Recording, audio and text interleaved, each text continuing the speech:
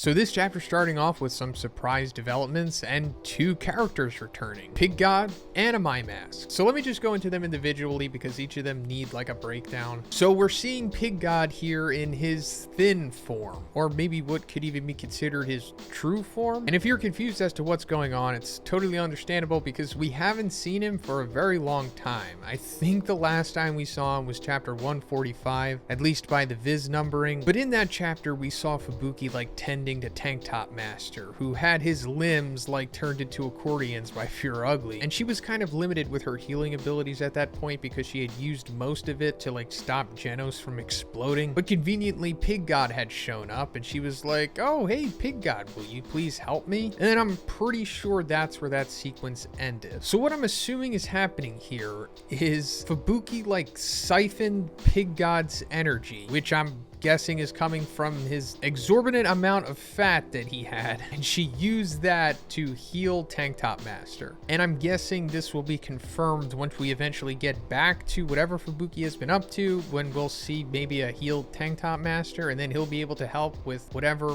threats are lingering after this point. But yeah, Thin Pig God, finally getting to see him, and I know that we have been speculating about this for years now. I thought if we were going to see this, it could have tied into whatever his god level contingency plan / attack was going to be. And I'm not saying that's off the table completely for Pig God now, since it has been established his fat can be converted to energy somewhat. Considering that he says, I still can't move, I gotta eat some more first, maybe it's not even beneficial for him to be in this state, although it could just be from the energy siphoning in general. So as for My Mask, I think the last time we saw him, Pure Ugly was like literally ripping him in half, or at least like almost. And on the surface, it seemed as though he was dead because he also had his face smashed in too. But I'm pretty sure most of us knew that wasn't likely going to be the end of a My Mask, simply because it was established in the redraws for his chapters where he fought against Super S that he had this regeneration ability. He was blindsided by Super S, she like shot him in the eye with her tongue, and then when Narinki's squad came to check on him, he was suddenly all better. Also, Super S accused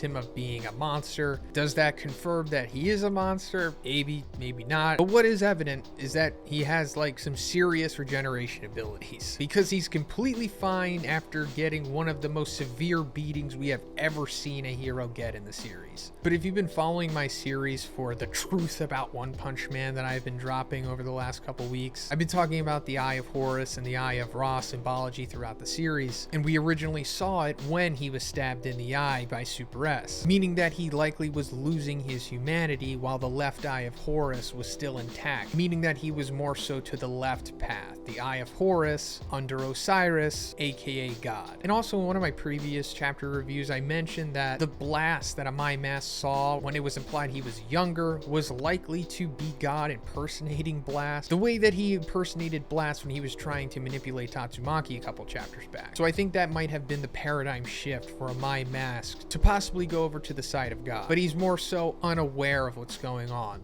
kind of like most of the monsters and just all of humanity in general. And I'm pretty sure we're seeing more of the Eye of Horus and Eye of Ra symbology in this chapter with a My Mask, because we see him covering his right eye with the left exposed, saying, a disgusting monster ripped my favorite skinny jeans. That's like a very vain statement, goes more into God's side of things. But when we see his right eye, he says, I'm gonna F that guy up like he did my jeans. The righteous retribution, taking down monsters, which is more so on the side of Ra, Saitama, the sun. So there still is hope for a My Mask, clearly. He hasn't completely lost his humanity or his light yet, especially since he is unaware that this guy is Pig God and he still wants to lead him to a safe place. But anyway, this is great because now My Mask is going to come back into the battle, and I'm assuming once Pig God is done eating gums here, then he will join the battle. And like I said, Tank Top Master could be back in the fray as well. So things are looking good for the heroes now, until eventually they're not going to again, maybe. But anyway, we're coming back to Garou facing off against Sage Centipede, and at the end of the previous chapter, we saw him throw that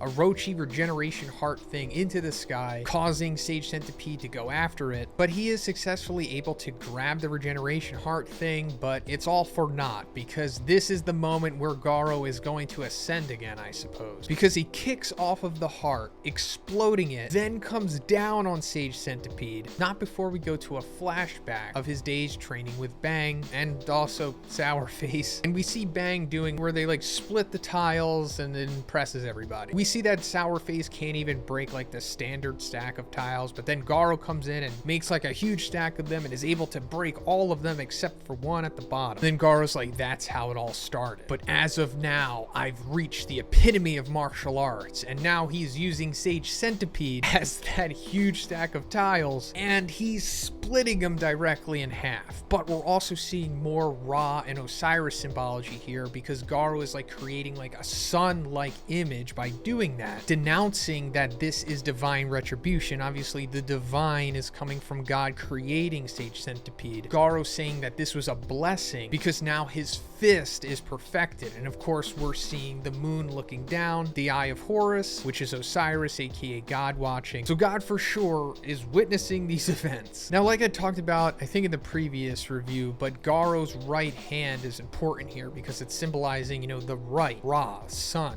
good, humanity. And it's, you know, kind of glowing similar to the sun. And we went over how he created that parallel there. And also him referencing Bang, saying, I broke all of them this time, old man. But the thing is that Garou's hand still does have like a monstery aesthetic to it. He does have like the long nails, even though it appears that some of this shell that has been on him has cracked off of it. But him saying it's perfected obviously is making us think that, okay, so does this mean that he is closer to his perfect form? Once the whole shell comes off, will his whole body look similar to this? Or has his nails just simply grown and he still is retaining his humanity in the right hand instead of the left? To be honest, I'm not really sure.